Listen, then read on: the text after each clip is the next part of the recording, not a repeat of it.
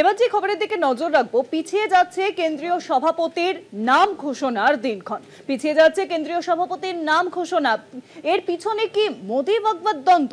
বারে বারে পিছিয়ে যাচ্ছে বিজেপির সর্বভারতীয় সভাপতির নাম ঘোষণা। মোদি ও মোহন ভগবতের দ্বন্দ্বে কি চূড়ান্ত হচ্ছে না বিজেপির সভাপতির নাম? বিজেপিকে আরএসএস ভাবধারায় চালাতে চাইছে সংঘ, আর সেই কারণেই কি এই সংঘাতে দেখা দিচ্ছে প্রশ্ন কিন্তু দেখা দিচ্ছে। ফের কিন্তু পিছিয়ে গেল বলে জানা যাচ্ছে, ফের পিছিয়ে যাচ্ছে গেল কেন্দ্রীয় সভাপতির নাম ঘোষণার দিনক্ষণ।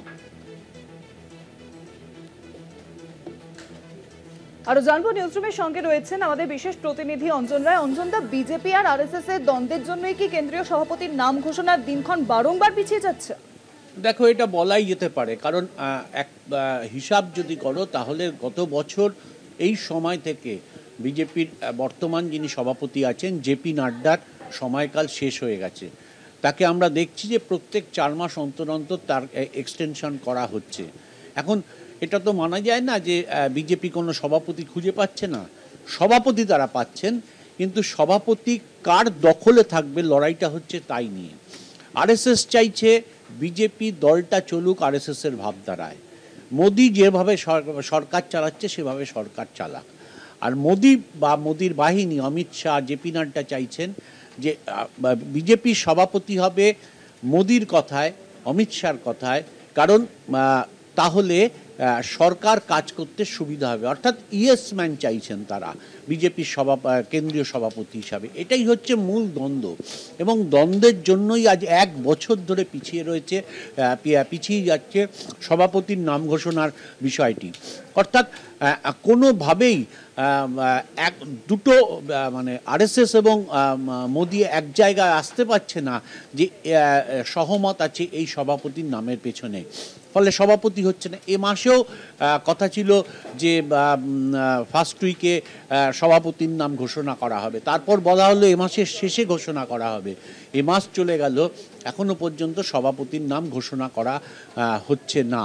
ফলে বোঝাই যাচ্ছে যে কোনো একটা নাম নিয়ে আরএসএস এবং মোদিদের মধ্যে যে দ্বন্দ্ব চলছে সেই দ্বন্দ্বের মীমাংসা হচ্ছে না। এই মীমাংসা মেটানোর জন্য আরএসএস মোদি বৈঠকও করেছিলেন নাগপুরে গিয়ে আরএসএস প্রধানের সঙ্গে, কিন্তু সেই বৈঠকের পর বলা হয়েছিল এবার সব মিটে যাবে, দেখা গেল সেটাও মিটল না। ফলে সবটা মিলিয়ে কিন্তু বিজেপির বলতে পারো একটা সর্বভারতীয় ক্ষেত্রে মুখ পুড়ছে, কারণ তারা দাবি করেন তারা হচ্ছে সর্ববৃহত্তর দল। ফলে এই দলের যে এই চেহারা হয়ে যাচ্ছে, কে সভাপতিকে দখল করবে, কার ভাবধারায় বিজেপি কেন্দ্রীয়ভাবে চলবে, এইটাই নিয়েই কার্যত লড়াই চলছে। এবং এই লড়াইয়ের মধ্যে পড়ে বিজেপির কেন্দ্রীয় সভাপতি কে হবে তা বারবার পিছিয়ে যাচ্ছে। নতুন একটা ফর্মুলা আবার সামনে নিয়ে আসা হচ্ছে যে উপরাষ্ট্রপতির ক্ষেত্রে আরএসএস যে নামগুলো দিচ্ছে তাদের থেকে একজনকে করে, সভাপতির ক্ষেত্রে মোদি যাদের নাম দিচ্ছে তাদের মধ্যে একজনকে করা হোক, কিন্তু সেটাও এখনো পর্যন্ত চূড়ান্ত আরএসএস অনুমোদন দেয়নি। এটা ঘটনা যে আরএসএস যতক্ষণ না অনুমোদন দেবে ততক্ষণ কিন্তু সর্বভারতীয় সভাপতির নাম ঘোষণা করা যাবে না।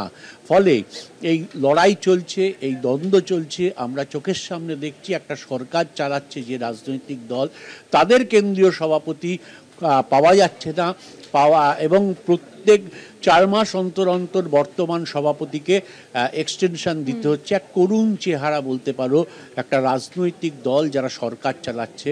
কার্যত মানে ক্রমশ প্রকাশ্যে আসছে এই দ্বন্দ্ব আরএসএস প্রধানের সঙ্গে নরেন্দ্র মোদীর।